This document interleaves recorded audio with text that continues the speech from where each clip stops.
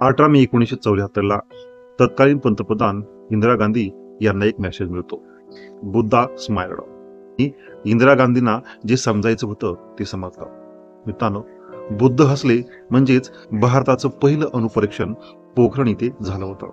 पोखरण हा चित्रपट तुम्ही पाहिला असेल. त्या चित्रपटामध्ये 11 मे 1998 जे अणुपरीक्षण केलंय ते दाखवलं आहे. परंतु त्यापूर्वीच आयर्न लेडी इंदिरा गांधी यांनी पहिलं अणुपरीक्षण 1974 करून जगाला भारताची ताकद दाखवून दिली होती. 1945 दुसरं महायुद्ध संपलं.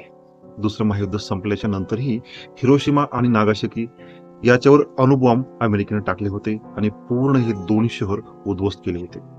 यानंतर दुसऱ्या महायुद्धाला पूर्णपणे विराम लागला.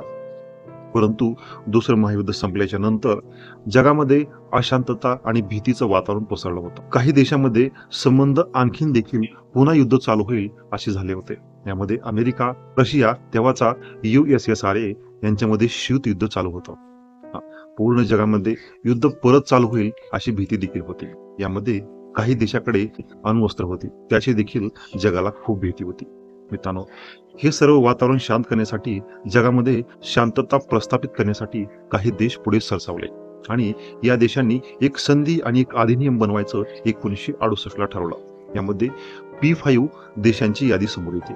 हे P5 देश म्हणजेच अमेरिका, इंग्लंड, फ्रान्स, रशिया आणि चायना. या देशाकडे अणुअस्त्र किंवा हे देश अणुसंपन्न देश होते आणि या देशांनी एक अधिनियम 1968 बनवण्याचं ठरवलं. यामध्ये सर्व देशाला या अधिनियमावरती हस्ताक्षर करायचं होतं. या अधिनियमामध्ये सांगितलं होतं की ज्यांच्याकडे ऑलरेडी अण्वस्त्र आहेत तो देश इतर देशांना अण्वस्त्र देणार नाही किंवा त्याची टेक्नॉलॉजी देणार नाही किंवा ते हस्तांतरित करणार नाही, आणि ज्या देशाकडे अणुअस्त्र नाहीत ते देश अणुअस्त्र बनवणार नाहीत. परंतु मित्रांनो, या संधीवरती, या अधिनियमावरती भारताने स्वाक्षरी केली नाही. त्यावेळेसचे तत्कालीन पंतप्रधान इंदिरा गांधी यांचं असं म्हणणं होतं की हा जो काही अधिनियम बनवला आहे हा अधिनियम भेदभावपूर्ण आहे. म्हणजेच ज्या देशांकडे अगोदरच अण्वस्त्र आहेत त्या देशांसाठी हा अधिनियम पूरक आहे, ज्यांच्याकडे अण्वस्त्र नाहीत त्यांच्यासाठी हा अधिनियम बरा नाही. त्यामुळे भारताने यावरती स्वाक्षरी केलेली नव्हती. 1962 चीन सोबतचं युद्ध आणि 1971 पाकिस्तान सोबतचं युद्ध, या दोन्ही देशांमध्ये भारताला या गोष्टीची जाणीव झाली होती की आपल्याकडे अण्वस्त्र पाहिजे. मित्रांनो, त्या दृष्टीनेच पावले उचलण्यास सुरुवात झाली. 1954 भारतीय अणुसंस्थेचं गठन करून त्या संबंधीनं पावलं उचलण्यास सुरुवात केली. परंतु सुरुवातीच्या काळामध्ये असणारे पंडित जवाहरलाल हे पंतप्रधान शांतताप्रिय होते आणि जगामध्ये शांतता प्रस्थापित करायची, आपल्याला अणुअस्त्राची गरज नाही असं त्यांचं म्हणणं होतं. त्यामुळे सुरुवातीच्या काळामध्ये या प्रोजेक्टला थोडा पूर्णवेळ भेटला.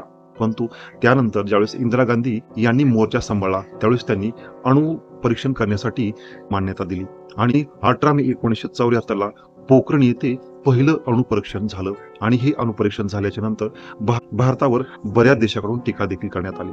परंतु यामध्ये इंदिरा गांधीने सांगितलं की हे अणुपरीक्षण आम्ही ऊर्जेची आवश्यकता भागवण्यासाठी केलं आहे. आम्हाला विद्युत ऊर्जेची गरज आहे आणि ती गरज पूर्ण करण्यासाठी आम्ही अणुशक्ती किंवा अणुपरीक्षण केलं आहे. परंतु आम्ही देखील अणुसशक्त किंवा आमच्याकडे देखील अणुऊर्जा आहे, हा मेसेज इंदिरा गांधी यांना जगाला द्यायचा होता, तो त्यांनी दिला.